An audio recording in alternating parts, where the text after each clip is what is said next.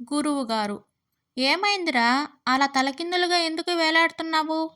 శిష్యుడు: ఏమీ లేదు గురువుగారు, తలనొప్పిగా ఉంటే మాత్ర వేసుకున్నా. పొరపాటున అది పొట్టలోకి వెళ్ళిపోయింది. అది తలలోకి వచ్చి నొప్పి తగ్గిస్తుందని ఇలా వేలాడుతున్నా.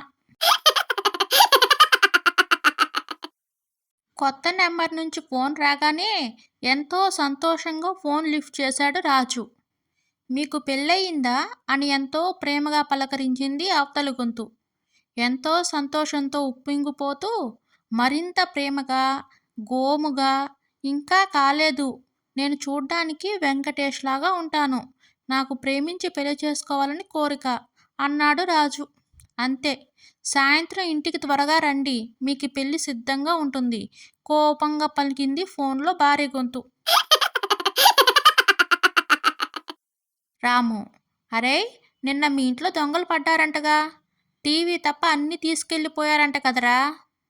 రవి: అవునరా, ఆ టైంలో మా అమ్మ సీరియల్స్ చూస్తుంది, అందుకే దాన్ని వదిలేశారు.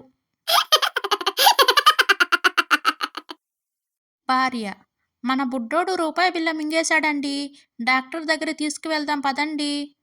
భర్త: వద్దే, ఆయన 500 మింగుతాడు. పేషెంట్: డాక్టర్ గారు, మతిమరుపు తగ్గడానికి మీరిచ్చిన మందు బాగా పనిచేసింది, మరి కొన్నాళ్ళు ఇదే వాడమంటారా?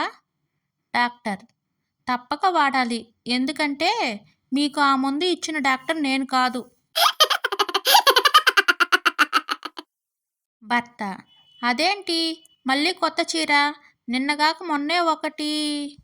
భార్య: హా, ఆగిపోయావే, చెప్పు, నిన్నగాక మొన్న ఏంటో చెప్పు. భర్త గొంతు మెల్లగా పెగల్చుకుని: అబ్బే, ఏం లేదు బంగారం, మొన్న కూడా ఒకటే కొన్నావు కదా, ఈరోజు 2 తీసుకోవాల్సింది మరి. ఒకసారి తెలుగు భాషలో పోటీ పరీక్ష నిర్వహించారు. ఆ పోటీ పరీక్షకు 20,000 మంది మేధావులు పాల్గొన్నారు.